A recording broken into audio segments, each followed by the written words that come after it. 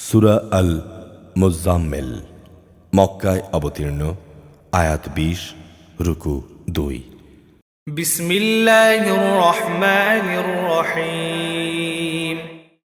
হে বস্ত্র আচ্ছাদনকারী মুহাম্মদ, রাতে নামাজের জন্য উঠে দাঁড়াও কিছু অংশ বাদ দিয়ে, তার অর্ধেক অংশ অথবা তার চাইতে আরো কিছু কম করো, কিংবা তার উপর আরো কিছু বাড়িয়ে দাও।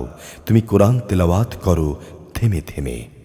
হে মুহাম্মদ, অচিরে আমি তোমার উপর একটি ভারী গুরুত্বপূর্ণ কিছু রাখতে যাচ্ছি। অবশ্যই রাতে বিছানা ত্যাগ তা আত্মসংযমের জন্যে বেশি কার্যকর। এ সময় দোয়া ও কোরআন পাঠেরও সুবিধা থাকে বেশি। অবশ্যই দিনের বেলায় তোমার প্রচুর কর্মব্যস্ততা থাকে।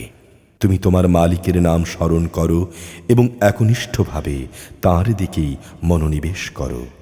আল্লাহ তাআলা পূর্ব পশ্চিমের রব, তিনি ছাড়া আর কোনো মাবুদ নেই। অতএব তাঁকেই তুমি অভিভাবক হিসেবে গ্রহণ করো। এ নির্বোধ লোকেরা যেসব কথাবার্তা বলে তাতে তুমি ধৈর্য ধারণ করো এবং সৌজন্য সহকারে তাদের পরিহার করো।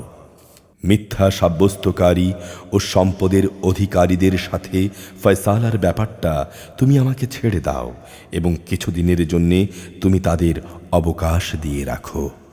অবশ্যই আমার কাছে এদের পাকড়াও করার জন্যে শেকল আছে, আছে আযাব দেওয়ার জন্য জাহান্নাম। আরও রয়েছে গলায় আটকে যাবে এমন খাবার ও যন্ত্রণা দেবে এমন ধরনের আযাব। যেদিন এই ঘটনা ঘটবে সেদিন পৃথিবী ও তার পাহাড়সমূহ প্রকম্পিত হতে থাকবে এবং পাহাড়সমূহ হবে বিক্ষিপ্তভাবে ছড়িয়ে থাকা কতিপয় বালুর স্তূপ। অবশ্যই আমি তোমাদের কাছে তোমাদের কাজকর্মের সাক্ষ্যদাতা হিসেবে একজন রসূল পাঠিয়েছি, যেমনি করে ফেরাউনের কাছেও আমি একজন রসূল পাঠিয়েছিলাম। অতঃপর ফেরাউন আমার রসূলকে অমান্য করেছে। এর শাস্তি হিসেবে আমি তাকে কঠোরভাবে পাকড়াও করেছি।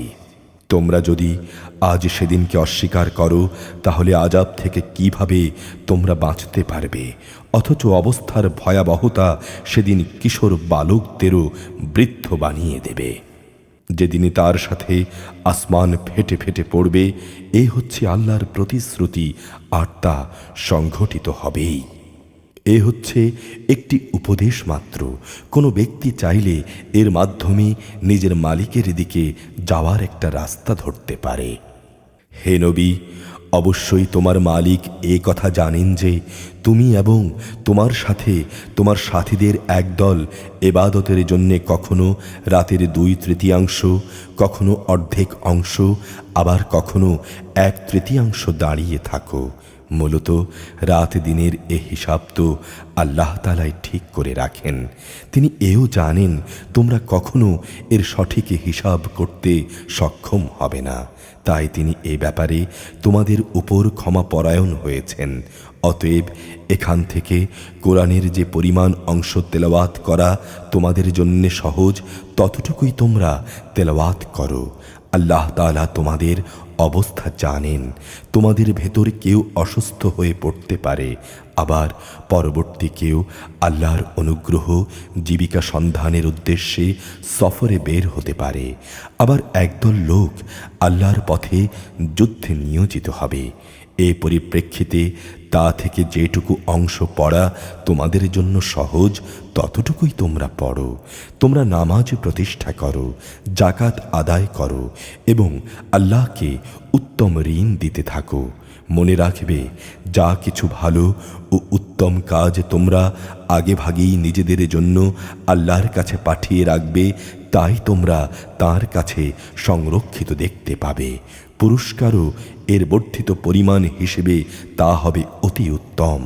তোমরা আল্লাহর কাছে ক্ষমা প্রার্থনা করো। নিঃসন্দেহে আল্লাহ তাআলা অতীব দয়ালু, অধিক ক্ষমাশীল।